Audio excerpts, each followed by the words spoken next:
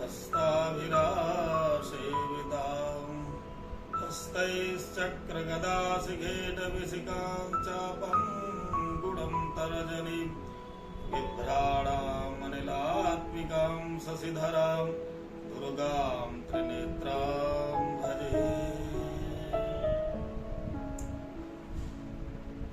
सभी श्रोता समुदाय को मां भगवती की हार्दिक शुभाशीष। एक बात कहनी है सभी लोगों से कि परमात्मा हो अथवा जगन माता, बात एक ही है। क्योंकि मां ने कहा है अहम ब्रह्म ब्रह्माणी, मैं ब्रह्म भी हूं, मैं ब्रह्माणी हूं। दोनों का मूल स्वभाव एक जैसा है और जगत के प्रति, संसार के प्रति दो प्रकार के आचरण जगदम्बा का है। अथवा तो एक छोटी सी इकाई हमारे घर की माँ हो या कोई भी स्त्री शरीर हो, मूल स्वभाव जगदम्बा का उसमें भी प्राप्त होता है। तो दो प्रकार के हमारे घर की माँ हो अथवा जगदम्बा हो, जगत की माँ हो, तो दो प्रकार के आचरण, एक समता मूलक, एक ममता का आचरण। दो पैरों से मां घर के आंगन में चलती है, इसी प्रकार से जगदम्बा भी इस संसार के आंगन में विहार करती है और समस्त जीवों पर कृपा करती है। समता का मतलब यह है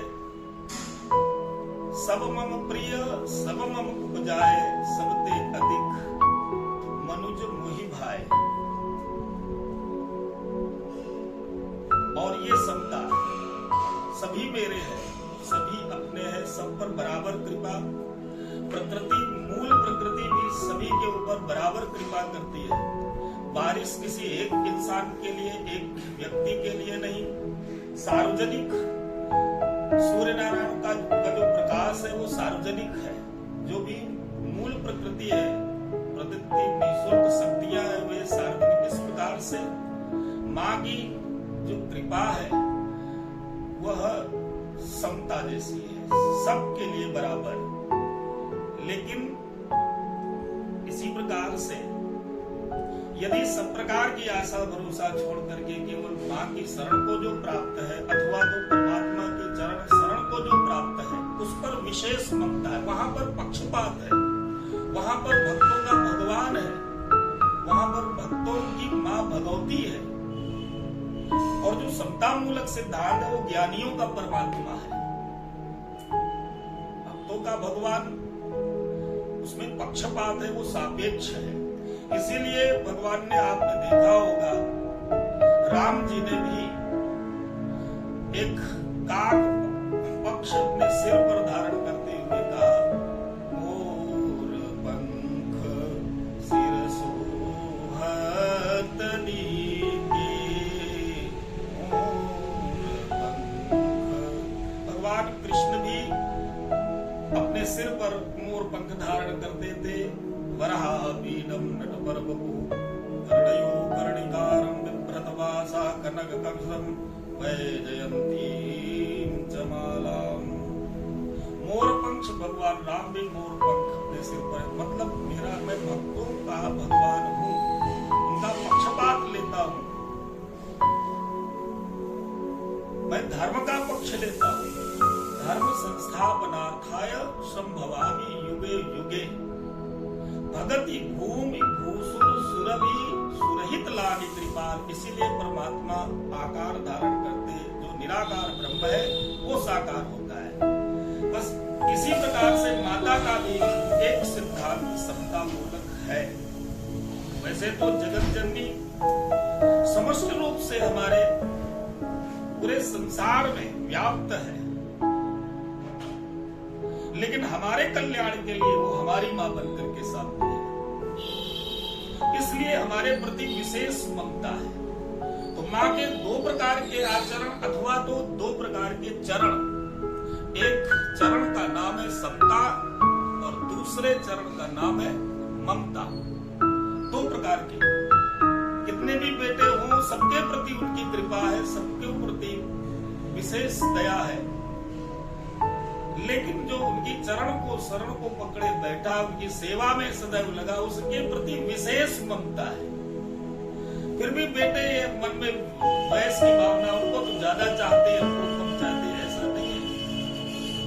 जो सबसे निर्बल होगा उस पर माँ का ज्यादा, जो दीनहीन होगा, जो अकिंचन होगा, जो उनकी चरण शरण को प्राप्त है, ऐसे भक्त के प्रति, ऐसे सेवक पुत्र के प्रति उनकी विशेष ममता रहती है। ये उनका मूल स्वभाव है। तो फिर अब आप पूछोगे कि माँ के दो चरणों के नाम समता और ममता है, उनके जो हाथ हैं उनको क्या आप कहेंगे? एक हाथ का नाम है अभयद, दाहिने हाथ को वरद कहते हैं और बाएं हाथ खड्गम चक्र गदे सुचाप बरिखाक्षूलम भुसुंडिम शिरः शंखम संदधतीं करस्त्रिनयनां शर्वांगभूषावृतां नीलास्मद्युतिमास्य पाददशकां सेवे महाकालिका यामस्तोष्वपिते हरो गमनजो हन्तुं मधुं कैटभम्। हाथ में शंख चक्र गदा, ये सब भक्त की सुरक्षा के लिए माता ने धारण किया है। जब भी पुत्रों पर कोई संकट आता है तो माँ हाथ में खड्ग उठा लेती है।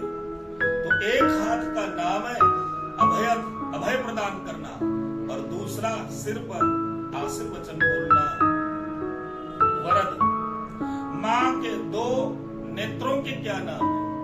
अब आप पूछोगे कि पूरा सर्वांग का परिचय करो, तो फिर माँ के दो नेत्र, एक नेत्र का नाम है करुणा और एक नेत्र का नाम है क्षमा।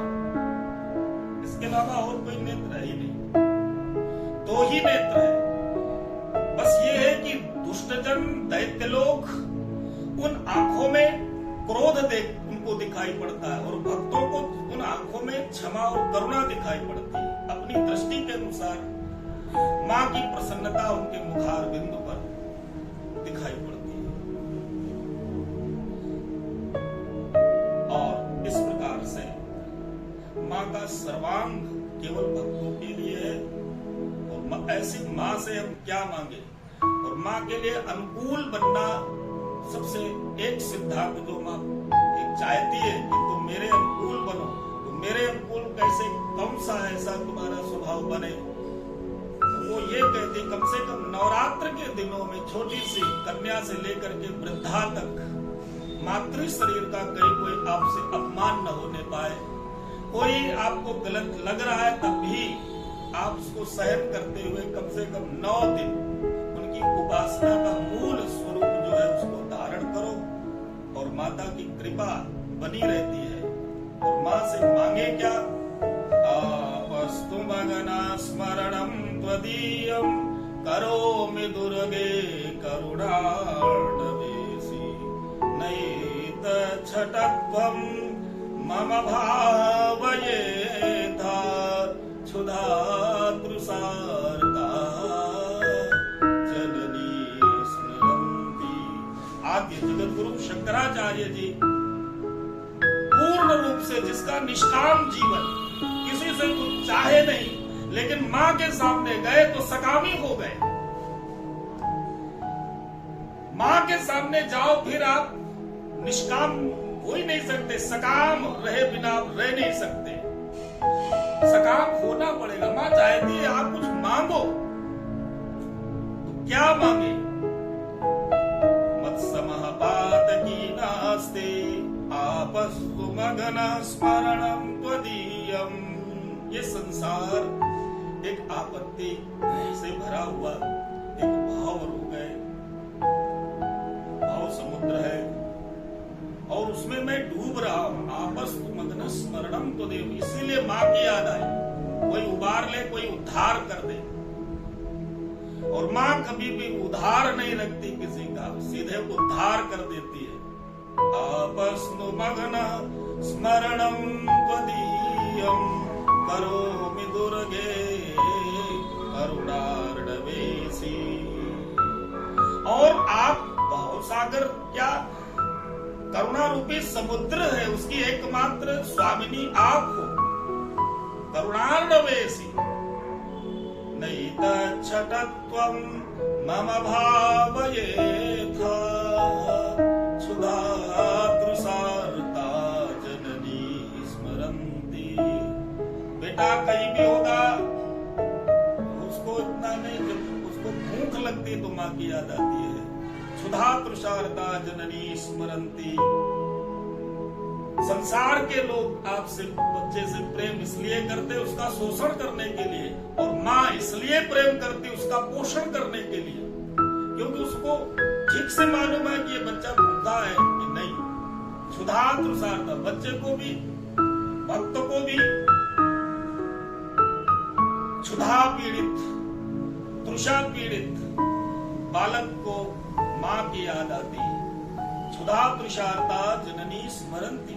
हे जगदम्ब विचित्र मंत्र किम करुणा परिपूर्णा करुणास्ति चेन्मयी अपराध परंपरा परम नहीं माता समुपेक्षते सुतम।